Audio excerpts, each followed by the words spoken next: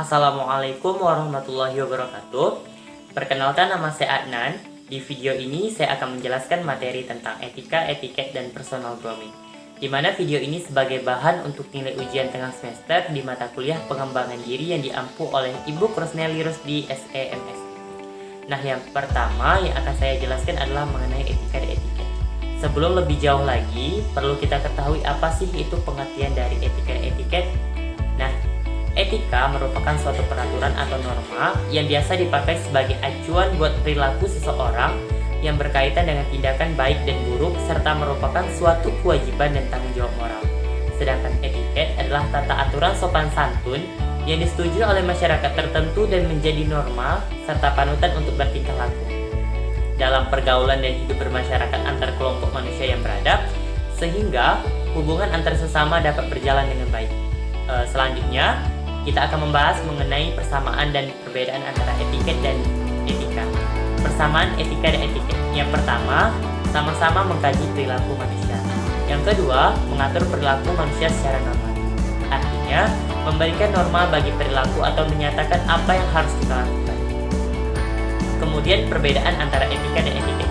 Yang pertama, etika menyangkut cara melakukan sesuatu itu boleh dilakukan atau tidak. Sedangkan etiket menyangkut cara melakukan sesuatu kepada orang lain. Yang kedua, etika tetap berlaku meskipun tidak ada orang lain yang menyaksikan. Contohnya, larangan membuang sampah di sembarang tempat. Nah, aturan ini tetap berlaku walaupun tidak ada orang yang melihat. Sedangkan etiket hanya berlaku kalau ada saksi saja. Seperti contohnya, kita dilarang bersendawa saat makan bersama keluarga. Tapi, jika kita sendiri, hal ini tidak apa-apa dilakukan. Dalam artian tidak melanggar etiket. Yang ketiga, etika sifatnya absolut atau mutlak. Artinya, aturan yang sudah ditetapkan tidak boleh ditawar-tawar lagi. Bagi yang melakukannya akan mendapatkan pujian, namun jika melanggar akan mendapatkan hukuman.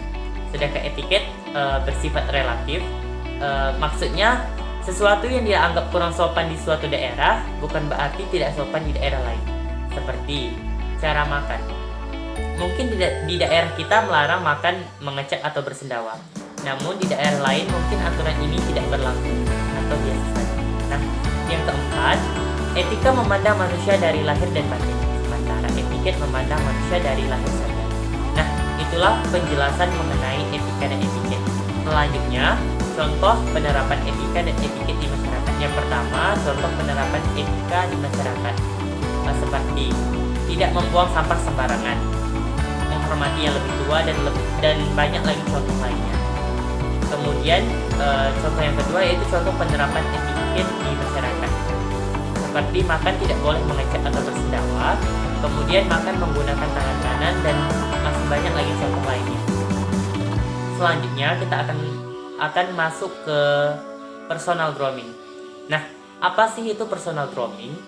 Jadi, kata grooming berarti penampilan yang rapi, serasi, dan harmonis. Nah, kata penampilan ini mencakup aspek keadaan fisik tubuh, tata rias yang sedemikian rupa sehingga menghasilkan penampilan yang serasi dan rapi.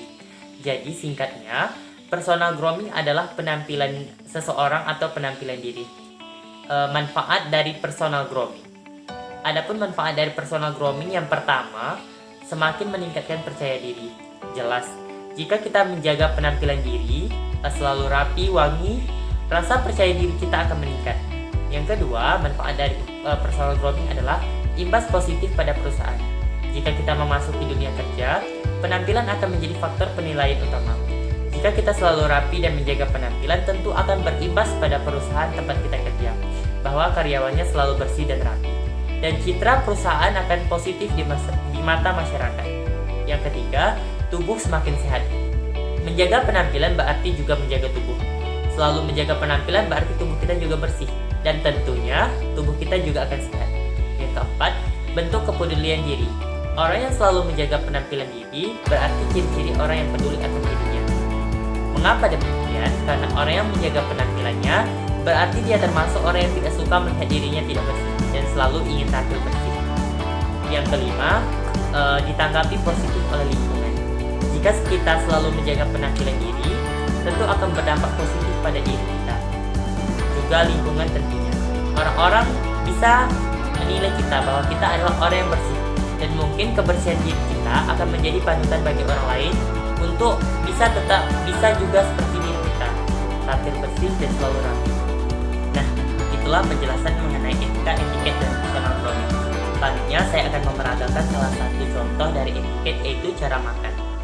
Nah, etiket saat makan yaitu yang pertama, jangan berjalan ke sana kemari saat makan, karena itu akan mengganggu orang lain yang sedang makan juga. Yang kedua, saat menyendok makanan, jangan membunyikannya ke piring, karena itu juga akan mengganggu. Yang ketiga, saat makan, jangan mengecak atau bersendawa seperti